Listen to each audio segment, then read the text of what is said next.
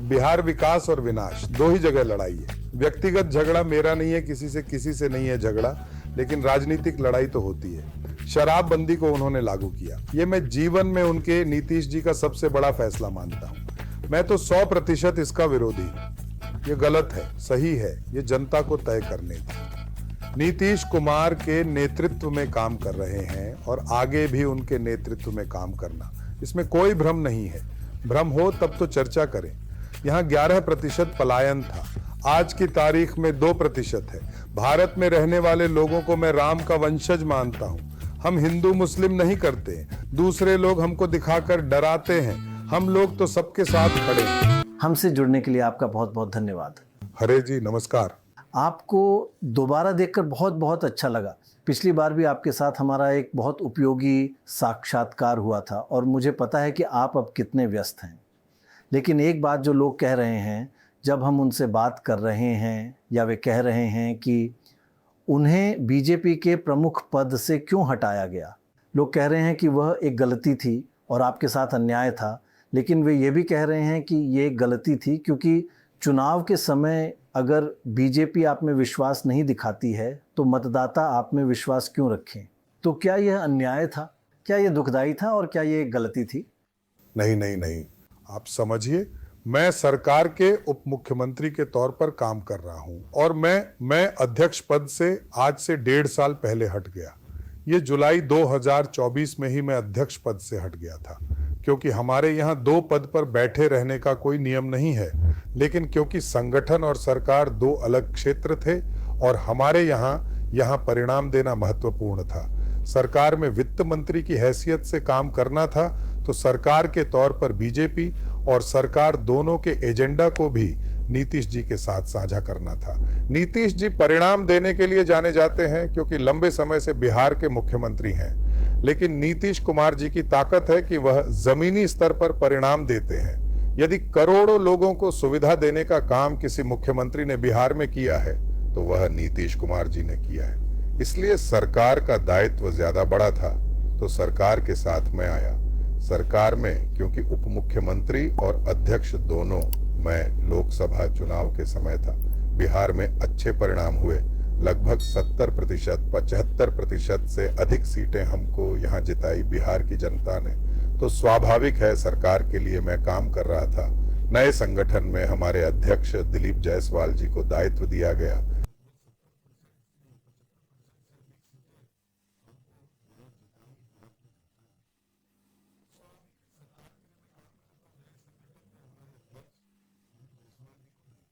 लेकिन ऐसा लगा कि उन्होंने विश्वास खो दिया है और मतदाता कह रहे हैं कि उन्हें विश्वास नहीं है। हम क्यों विश्वास करें? क्या आपको इससे बिल्कुल भी दुख हुआ थोड़ा सा? नहीं, ऐसा नहीं है। वो कुछ लोग ऐसी बात रख सकते हैं, लेकिन मेरा मानना है कि भारतीय जनता पार्टी ने जितना भरोसा किया है, बहुत किया है। नेता प्रतिपक्ष, पार्टी का अध्यक्ष संगठन को बढ़ाने के लिए, और आज यदि मैं उप मुख्यमंत्री के तौर पर काम कर रहा हूं और पार्टी के नेता के तौर पर काम कर रहा हूं, तो आदरणीय प्रधानमंत्री जी और आदरणीय राष्ट्रीय अध्यक्ष जी के आशीर्वाद से और पार्टी की विचारधारा से कर रहा हूं। पिछले कुछ चुनाव जो हुए हैं अन्य राज्यों में जहां भाजपा विजयी रही है, तो ओम जो मुख्यमंत्री बने हैं वह ऐसे लोग हैं जिनके बारे में किसी को कुछ मालूम नहीं था। ओम मोहन यादव जी मध्य प्रदेश में, भजन लाल जी ओम राजस्थान में, रेखा गुप्ता दिल्ली में। तो एक ये जो रणनीति है बीजेपी की, क्या आपको लगता है कि ये रणनीति बिहार में भी कायम हो सकती है कि बिहार अलग है? नहीं बहन जी, पहले तो यहाँ जगह खाली नहीं है। सबसे बड़ी बात है कि यहाँ जगह खाली नहीं है। यहाँ नीतीश कुमार जी मुख्यमंत्री हैं, उनके नेतृत्व में चुनाव है और आगे भी वही है। एक दूसरा, हमारे यहाँ किसी का तय नहीं होता है। हमारे यहाँ तो संसदीय बोर्ड तय करता है कि नेता कौन होगा। हमने कहा कि हमें जो दायित्व मिले, पिछले 3 दायित्व, वो मैंने अपनी बातों को रखा कि मैं नेता प्रतिपक्ष पार्टी के नेता के तौर पर, अध्यक्ष के तौर पर काम कर रहा हूं। लेकिन भारतीय जनता पार्टी में कोई नहीं जानता है कि कल का नेता कौन है। यही भाजपा की खूबी है। हमारे अगले राष्ट्रीय अध्यक्ष कौन होंगे कोई नहीं जानता है। तो मेरा यह मानना है कि भारतीय जनता पार्टी अपने कार्यकर्ताओं में से ही किसी को नेतृत्व देती है। हम लोग भी संगठन के लिए काम करते रहे और जिस विचारधारा के साथ भारतीय जनता पार्टी आगे बढ़ रही है उसके साथ खड़े हैं। तो पार्टी का जो भी दायित्व मिलेगा उसके साथ काम करेंगे। लेकिन मैं एक राजनीतिक कार्यकर्ता हूं, कार्यकर्ता के तौर पर पार्टी के साथ जुड़ा हुआ हूं। सम्राट जी, आपने कहा कि बिहार में वैकेंसी नहीं है। आप नीतीश कुमार के चेहरे पर चुनाव लड़ रहे हैं, लेकिन अभी तक आप लोगों ने यह नहीं कहा है कि क्या नीतीश कुमार एनडीए को मेजॉरिटी मिलने पर वही मुख्यमंत्री बने रहेंगे, क्योंकि आज भी प्रधानमंत्री की 2 रैलियां हुई। प्रधानमंत्री कहीं न कहीं ये नहीं कहा कि नीतीश जी ही अगले मुख्यमंत्री होंगे, और ख़ासकर गृह मंत्री जी ने कहा है। विधायक देखिए, हमारे यहाँ इसकी ज़रूरत ही नहीं है, इसकी ज़रूरत ही नहीं है। जैसे वैकेंसी रहेगा तब तो चर्चा करनी। एक तरफ महागठबंधन में आप देखे होंगे कि टॉर्चर करके मुख्यमंत्री का उम्मीदवार घोषित करें। हमारे पास कोई स्थिति ही नहीं है। यहाँ भाजपा के नेता ने ही श्रद्धेय अटल बिहारी वाजपेयी जी ने मुख्यमंत्री बनाया था नीतीश जी को। जदयू के लोगों ने नहीं बनाया था। घोषणा या तो अडवाणी जी ने किया या अटल जी ने घोषणा किया। 2005 में भी आपको याद होगा, समता पार्टी के अंदर अपने कॉन्फ्लिक्ट थे, लेकिन भाजपा ने नीतीश कुमार जी को मुख्यमंत्री घोषित किया। आज भी कोई कंफ्यूजन नहीं, इसलिए मैं बोल रहा हूं, कंफ्यूजन हो तब तो चर्चा करें। कंफ्यूजन ही नहीं है। नीतीश कुमार नेता हैं, नीतीश कुमार के नेतृत्व में काम कर रहे हैं और आगे भी उनके नेतृत्व में काम करना, इसमें कहां दो मत।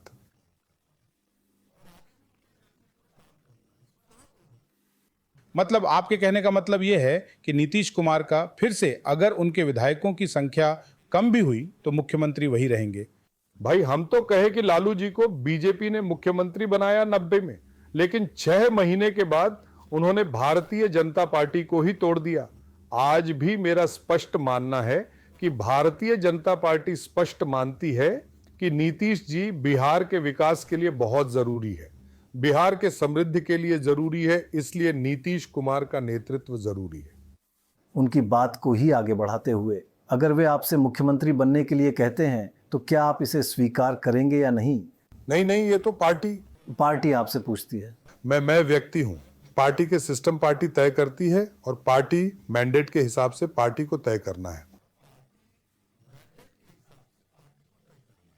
तो आपका राजनीति में इतिहास है, आप बहुत वरिष्ठ व्यक्ति हैं, तो अगर पार्टी आपसे मुख्यमंत्री बनने के लिए कहती है तो क्या आप पार्टी का फैसला स्वीकार करेंगे? नहीं अर्णब जी, चाची को जब मोची हो जाएगा तो चाचा हो जाएंगे। लेकिन मेरा यह मानना है कि मैं तो एक राजनीतिक कार्यकर्ता हूं। यह दायित्व पार्टी देती है, पार्टी के हिसाब से मैं करता हूं। तो आप स्वीकार करते हैं? मेरा यह मानना है कि पार्टी के कार्यकर्ता को जो भी कार्य दायित्व देता है वो काम करते हैं। लेकिन नीतीश कुमार जी हैं, यहाँ चिंता कहाँ करनी है। यहाँ तो चिंता तब होती ना जब नीतीश जी नहीं होते। लेकिन मैं समझ गया, अगर वे आपसे पूछते हैं तो ये पार्टी का फैसला है, आप इसे टाल नहीं सकते। नहीं, आप दूसरी चीजों पर जा रहे हैं। लेकिन मैं आपसे पूछना चाहता हूं, आप नीतीश कुमार के बारे में इतनी अच्छी बातें कह रहे हैं, लेकिन पिछले 2-3 सालों में आप उनकी काफ़ी आलोचना करते रहे हैं। आपने एक बार कहा था कि बीजेपी कैडर के मारे जाने की वजह वही थे। आपने उन्हें अपराधियों का साथी कहा, कि वे अपराधियों को संरक्षण देते हैं, और भी कई बातें कहीं। आप ऐसे व्यक्ति के साथ कैसे काम करते हैं जिसकी आप सार्वजनिक रूप से आलोचना करते हैं? मैं निजी सार्वजनिक आलोचना से बच नहीं रहा हूँ। मैं 30 साल से नीतीश जी के साथ काम कर रहा हूं। 30 साल। 1995 में बिहार की राजनीति में आया और तब से मैं बिहार में काम कर रहा हूं। कई बार उनके साथ सहयोगी के तौर पर काम किया है। व्यक्तिगत झगड़ा मेरा नहीं है, किसी से नहीं है झगड़ा, लेकिन राजनीतिक लड़ाई तो होती है। मैं विरोधी दल का नेता था तो मेरा दायित्व था उनकी चीजों के खिलाफ बोलना। पार्टी का अध्यक्ष था, सार्वजनिक रूप से मैं कहता था व्यक्तिगत कोई लड़ाई नहीं। नीतीश कुमार जी का सब इज्जत करते हैं। बिहार की राजनीति में कोई भी व्यक्ति हो, नीतीश कुमार ऐसे राजनेता हैं जिनका सबने इज्जत की है।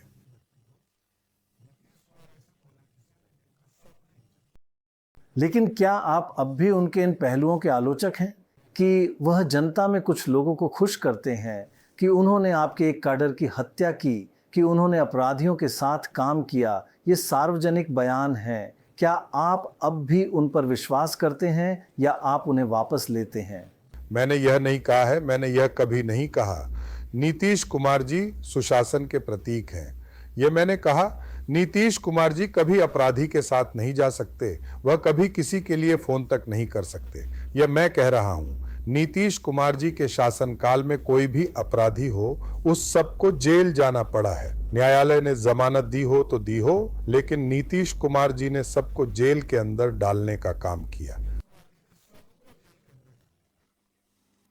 आपने कहा कि राजनीतिक बातों पर लड़ाई होती रहती है और सार्वजनिक रूप से आपने जो डॉक्टर राय ने कहा, मतलब आप उससे सहमत हुए कि राजनीतिक लड़ाई के तहत आपने यह सब बातें कहीं।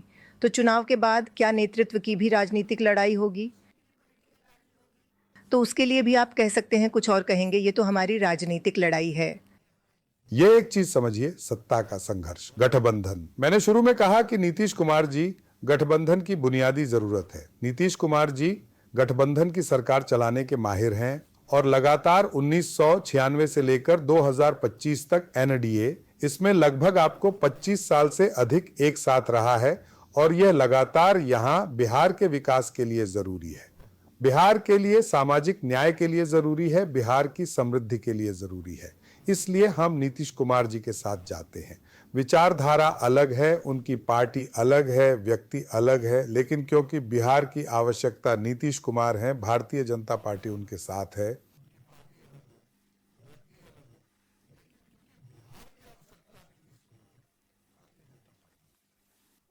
सम्राट जी, मेरे दो सवाल हैं आपसे। एक कि आप नीतीश कुमार से हर दिन बातचीत करते हैं, हम उनके सार्वजनिक भाषणों, खासकर इन चुनावी सभाओं में देखते हैं, हर दिन कुछ ना कुछ उनसे बड़ी भूल होती है, नाम भी नहीं बोल पाते हैं।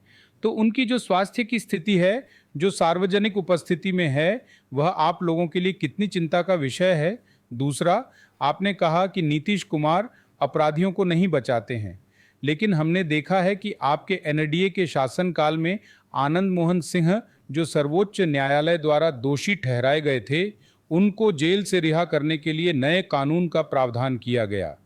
उसके बदले में उनके बेटे ने आप लोगों के लिए क्रॉस वोटिंग भी की। दूसरा, हमने देखा और भी, जैसे आपके नवादा में राजवल्लभ यादव हैं, उनकी पत्नी को आपने जेडीयू ने टिकट दिया है। आप ही लोगों के समय में राजवल्लभ यादव अदालत से बरी भी हुए, जबकि राज्य अभियोजन एजेंसी थी। आनंद सिंह, हम हर बार देखते हैं जब भी आपके साथ आते हैं, उनकी जेल से रिहाई हो जाती है। न्यायालय की व्याख्या सरकार नहीं कर सकती। एक, न्यायालय सरकार एक अलग क्षेत्र है। हम रिपोर्ट दे सकते हैं, क्योंकि मामला जिस दिन दर्ज होता है और आरोप पत्र दाखिल होता है, उसके बाद सरकार की भूमिका खत्म हो जाती है। आरोप पत्र दाखिल होने के बाद किसी भी सरकार की कोई भूमिका नहीं है। एक, न्यायालय तय कर सकते हैं, चीजें अपनी तय कर सकते हैं। जहां तक नीतीश कुमार जी का सवाल है, नीतीश कुमार जी लगातार बिहार के लिए काम कर रहे हैं। आपने देखा होगा कि कोई नेता उस भीषण ठंड में, दिसंबर हो, जनवरी हो, फरवरी हो, पूरे बिहार के 38 जिले में जाकर बिहार के विकास के लिए चिंता करता हो, बिहार में जो नीचे लोगों के मुद्दे हैं उस पर लोगों की चिंता करते हो। और आज भी राजनीतिक तौर पर 3 से 4 सभाएं लगातार मुख्यमंत्री होते हुए कर रहे हैं। 75 वर्ष की उम्र में भी लगातार लालू जी एक तरफ बीमार बैठे हुए हैं और अपना प्रतिनिधि डाले हुए हैं। पहले राबड़ी देवी जी को लाए, अब बेटे को लाए, लेकिन यहाँ नीतीश कुमार जी स्वयं ना बेटे को लाए, ना परिवार से किसी को लाए। तो नीतीश कुमार जी बिहार के लिए चिंतित हैं, बिहार की समृद्धि के लिए चिंतित रहते हैं। इसीलिए हमको कोई कारक समझ नहीं आता। बिहार में नीतीश कुमार जी ने बहुत काम किया है।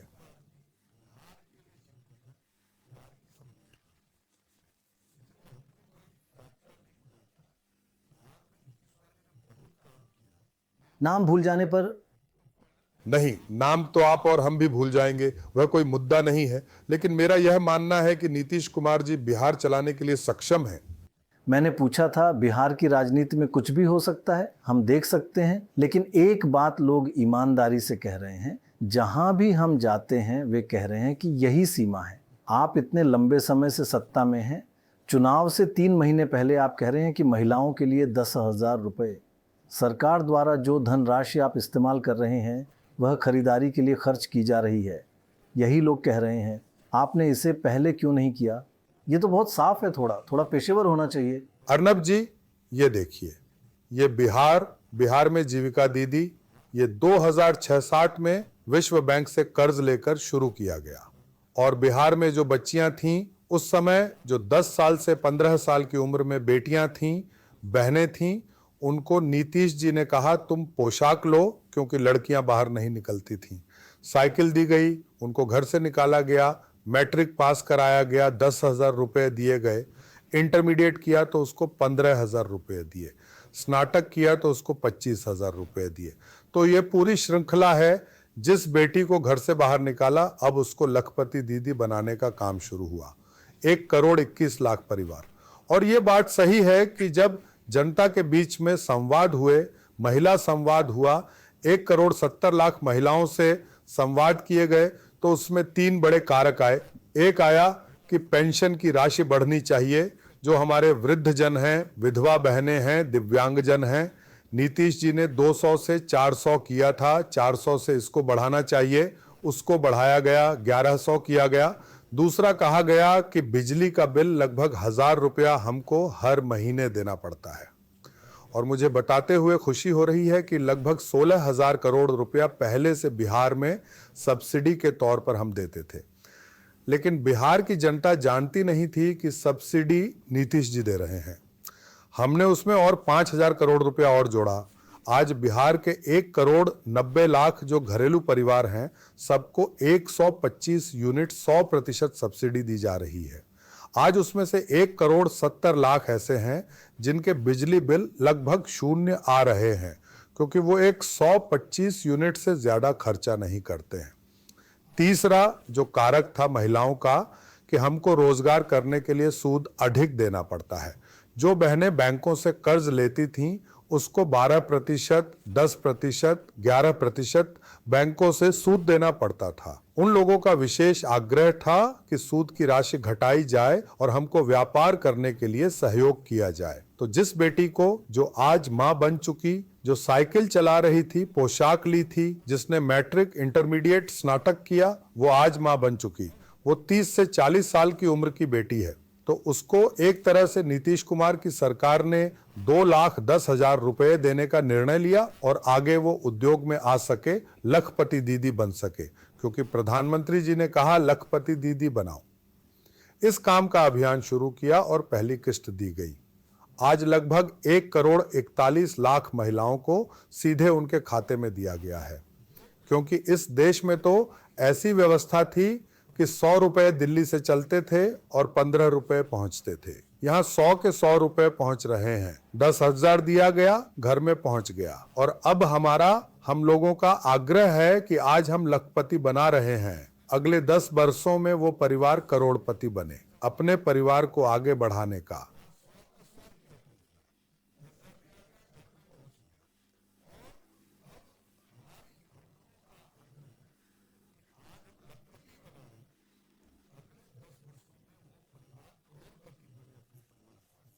सम्राट जी, लेकिन जो प्रणय ने पूछा है, मैं उसी को थोड़ा उसका एक सवाल पूछ रहा हूँ कि अगर आपको इतना कंसर्न था तो आपने 6 महीने पहले क्यों नहीं दिया? आपने केवल on the eve of election क्यों दिया? क्योंकि मुझे याद है, मुझे साइकिलें याद हैं, वो बहुत ही बढ़िया थी और हमने इसकी पुष्टि भी की। उन्होंने कहा कि मैं उन्हें चुनने देता, और वे पैसा दिया गया था। क्योंकि अगर आप लोगों से चाहें तो साइकिल दें, तब भ्रष्टाचार होगा, लेकिन हमने इसे आगे बढ़ाया। दाताजी की आवाज़ में download.com से लिया गया समाचार, मुफ्त में वैश्विक खेल खबरें, विश्लेषण, राजनीति, आर्थिक समाचार, जीवन संगत जानकारी, सामाजिक अनुवाद, बाजार समाचार, व्यापार समाचार, शास्त्रीय समाचार, खेल समाचार, शुरुआती स्क्रीन पर नारे और ध्वनियाँ, मेरा YouTube चैनल। राजीव रंजन, आप चुनाव के बीच में दे रहे हैं तो आपको लग नहीं रहा, ये पूरा एक इम्प्रेशन यही है कि हमने तुमको नोट दिया है, तुम हमको वोट दो? सम्राट बाला सुंदर राव जी, नहीं, ऐसा नहीं है। देखिए, बिहार की महिलाएं समृद्धि की ओर जा रही हैं और लगभग 56,000 करोड़ का मार्केट हमारे यहाँ जीविका दीदियों का है। ये बड़ा ट्रांजैक्शन है, उसको जितना हम लोग अपलिफ्ट करेंगे उतना बिहार समृद्ध होगा, ये हमारा मानना है। राजीव राजन, मैं आपसे कुछ व्यक्तिगत प्रश्न पूछना चाहता हूं जो मुझे चिंतित करता है, लेकिन मुझे नहीं पता कि आप इसे देखते हैं, क्योंकि आप एक अच्छे दिल वाले इंसान हैं। लेकिन कभी कभी राजनीतिक कारणों से आप नफरत करते हैं, आप समाज को विभाजित करते हैं कि कुछ लोग हैं जैसे आप, हिंदू या मुसलमान। इसीलिए हम हिंदू मुस्लिम नहीं करते हैं। दूसरे लोग हमको दिखाकर डराते हैं। भारतीय जनता पार्टी तो सबका साथ और सबके विकास में। नहीं नहीं नहीं, अब आप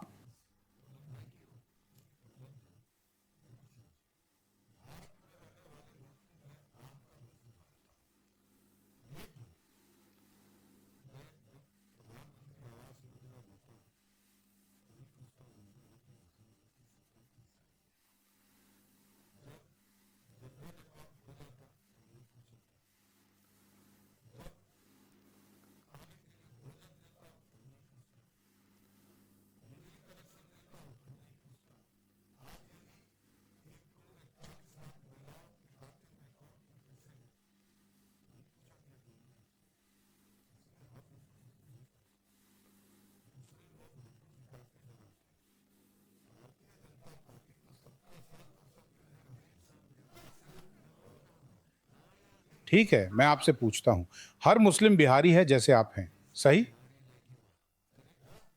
सही नहीं, मैं बिल्कुल भी विभाजन नहीं करता हूं। मैं कह रहा हूं कि हम लोग तो सबके साथ खड़े हैं। देखिए, नहीं नहीं, मेरा मानना है, लेकिन अब आप ऐसा नहीं करेंगे।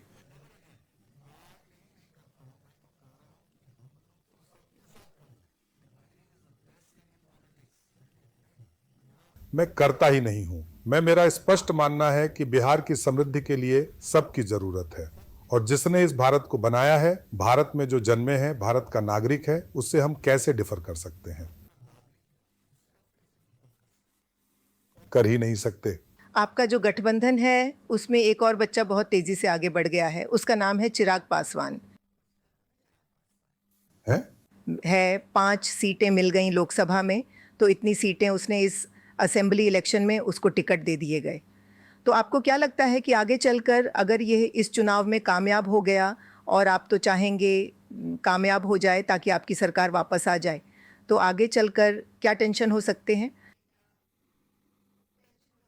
क्योंकि अब इतने सारे यंग लीडर्स आ गए हैं सब।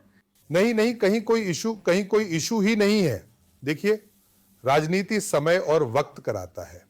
एक, जहां तक चिराग पासवान जी का मामला है, चिराग पासवान जी एक बड़े नेता हैं बिहार के। पिछले 12 साल से बिहार की राजनीति में काम कर रहे हैं, और बिहार के पास, उनके पास एक लेगेसी है। रामविलास जी बड़े नेता थे जिन्होंने 70 के जमाने से बिहार में काम किया था, सोशलिस्ट मूवमेंट चलाया था। तो ने आज के तारीख में चिराग पासवान एक बड़े नेता के तौर पर हैं, इसमें कहीं दुमत नहीं है। और कुछ चीजें समय होता है, समय के हिसाब से राजनीति आगे बढ़ती जाती है। सम्राट जी, मेरा आपसे 2 सवाल है। एक सवाल है कि हाल के दिनों में आपके ऊपर में काफ़ी सीरियस एलिगेशन लगे और प्रशांत किशोर ने लगाए हैं। एक, प्रशांत किशोर के बारे में आप क्या सोचते हैं? उन्होंने जो एलिगेशन लगाए, आपने उसको कभी काउंटर क्यों नहीं किया? वह चाहे मर्डर केस का हो या आपके क्वालिफिकेशन का हो, आखिर क्या मजबूरी है? मेरा स्पष्ट मानना है, किसी भी आपराधिक मामले में यदि सम्राट चौधरी के ऊपर आरोप है, आज के तारीख में भी, तो हमको संन्यास लेना चाहिए। मैं 30 साल से काम कर रहा हूं राजनीतिक कार्यकर्ता के तौर पर। मैंने सार्वजनिक मंचों से कहा है, देखिए, जो विधानसभा के रिकॉर्ड में कहा गया हो, उससे बड़ा कोई जगह नहीं है जहां रिकॉर्डेड हो। मैंने कहा कि मेरी उत्पत्ति ही नीतीश कुमार को मुख्यमंत्री बनाने के लिए हुआ था। मेरे पिताजी जॉर्ज साहब और नीतीश कुमार जी ने समता पार्टी का गठन किया, फाउंडर मेंबर, और हमारे परिवार के 22 लोगों को जेल में डाला। हमारे घर तोड़ दिए गए। बोलना नहीं चाहता हूं कि हमारे घर के जिससे पानी पीते थे, हम कुएं में पेशाब कर दिया, पुलिस या गुंडों ने हमारा घर तोड़ दिया, हम लोगों को जेल में डाला। हजारों लाठियां इस शरीर पर चलाई गई, क्योंकि हम लालू जी के विरोधी थे, पूरा परिवार एक। और जहां तक उस केस का मामला है, ये शुद्ध गैंगवार था। जनता दल और कांग्रेस पार्टी 2 गैंग लड़ रहे थे और ये लड़ाई थी। ह्यूमन राइट्स कमीशन ने मेरे परिवार को मुआवजा दिया, सरकार को बाध्य किया कि आप मुआवजा दीजिए। मुआवजा देकर हमारे घर को ठीक कराया गया। उसके बाद न्यायालय ने हमको बाइज्जत बरी किया, पुलिस जांच हुई, सारी प्रक्रिया पूर्ण हुई 2003 में। पूरे मामले में जो अपराधी थे सबको सजा हुई, तो कुछ लोगों को देखिए पॉलिटिक्स करना है तो अपनी बातों को एक हवा बनाने का है। दूसरा, एक शिल्पी गौतम कांड आप यहाँ जानते हैं, 2 उसमें आरोप लगाए।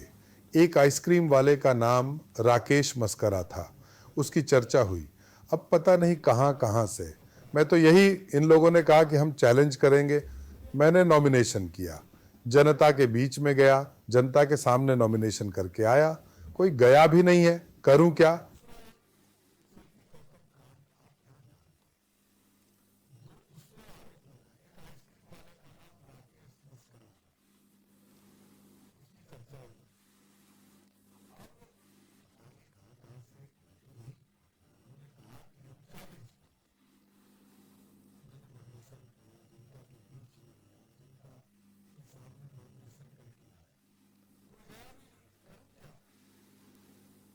मैं तो उचित फोरम पर ही कोई जवाब दे सकता हूं ना। आप पूछ रहे हैं तो बता रहा हूं। उचित फोरम पर कागज दे सकता हूं तो उचित फोरम पर मैंने दे दिया। अब जिसको चैलेंज करना है तो वहां करेंगे ना। मैं कहीं सड़क पर तो गांधी मैदान में तो बैठ नहीं सकता हूं। आपने पूछा, आपको बताएं, लेकिन किसी को कोई मेरे डॉक्यूमेंट्री एविडेंस की बात है तो उसके लिए उचित फोरम है। रिटर्निंग ऑफिसर के पास जाना चाहिए था, लोग गए, ऐसा नहीं है कि मेरे खिलाफ नहीं गए। आपको मनीष जी याद होगा 99 में मेरे खिलाफ भी गए लोग।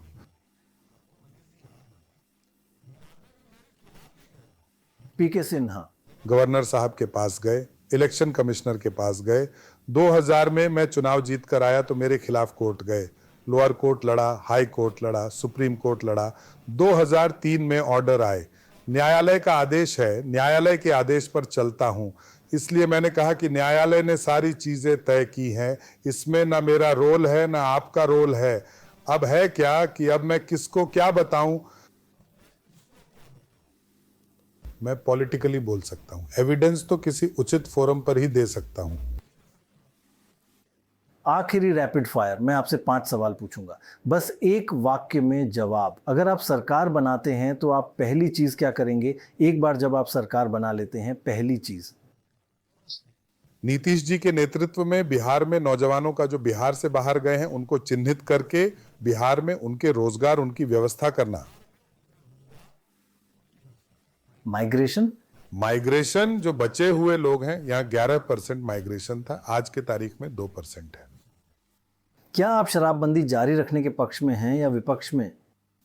नहीं, मैं तो 100% इसके विरोधी हूं। और नीतीश जी के अपने जीवन में सबसे बड़ा फैसला है, वह है कि शराबबंदी को उन्होंने लागू किया। यह मैं जीवन में उनके, नीतीश जी का सबसे बड़ा फैसला मानता हूं। यह गलत है, सही है, यह जनता को तय करना। कितनी महिलाएं, यहाँ मतदाता वर्ग में महिलाएं बहुत महत्वपूर्ण हैं, आपके मंत्रिमंडल में कितनी महिलाएं होंगी? ये सरकार तो नीतीश जी की है, नीतीश जी को आप कितनी चाहते हैं? नहीं, मैं तो चाहूंगा। अब तो चाहूं ना चाहूं, नरेंद्र मोदी की सरकार ने ऐसी व्यवस्था खड़ा किया है कि 2029 के बाद जो भी सरकार बनेगी उसमें तो 30 से 40% महिलाएं ही होंगी। तो क्या आप 30-40% रखेंगे? होनी चाहिए, निस्संदेह 50% होनी चाहिए। आखिरी से पहला सवाल, क्या आप कभी सहयोगी बदलेंगे? क्या बदलें? अपने सहयोगी दल बदलें, लेकिन आपका इतिहास। मैं व्यक्तिगत तौर पर मैंने जरूर लालू जी के साथ काम किया, नीतीश जी के साथ काम किया और तीसरे मोदी जी के साथ काम किया। मोदी जी के आने के बाद पहली बार विचारधारा समझ में आई, राष्ट्र समझ में आया और नीतीश जी विकास करते रहे। निस्संदेह लालू जी सिर्फ बोलते रहे। वह कहते थे, भगवतिया देवी को मैंने राजनीति में लाया। पता चला कि भगवतिया देवी तो उस समय एमएलए हो गई जब लालू जी हाफ पैंट पहन रहे थे। तो लालू जी बोलने में माहिर हैं, करते कुछ नहीं। नीतीश जी ने काम करके दिखाया। नीतीश और मोदी जी ने विचारधारा और एक सिस्टम दिया जिससे कि बिहार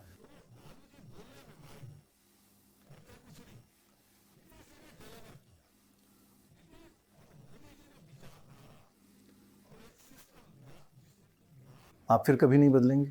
कभी नहीं बदलेंगे जब तक कि नहीं, कभी नहीं। आखिर में आप महात्मा गांधी के बारे में क्या सोचते हैं? वह एक महान नेता थे। जो व्यक्ति आज़ादी के पहले जब देश गरीब था, अमेरिका, दक्षिण अफ्रीका या विभिन्न देशों में जाकर रहता हो और उसके बाद अचानक कपड़ा उतारकर एक धोती पहनकर इस देश की आज़ादी में लग गया हो, उससे बड़ा नेता कौन हो सकता है?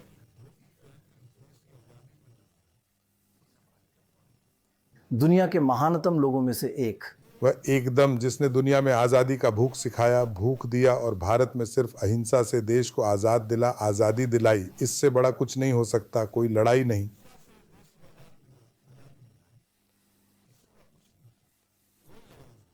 आपके समय के लिए बहुत बहुत धन्यवाद। मैं जानता हूं कि आप भाग दौड़ में कितने व्यस्त हैं। यह चुनाव जा कहां रहा है? देखिए, बिहार विकास और विनाश दो ही जगह लड़ाई है, क्योंकि पूर्णिमा की चांदनी और अमावस्या की रात, इसको फर्क तो समझना पड़ेगा।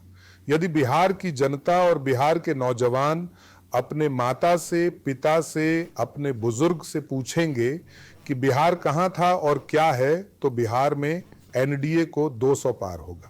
धन्यवाद।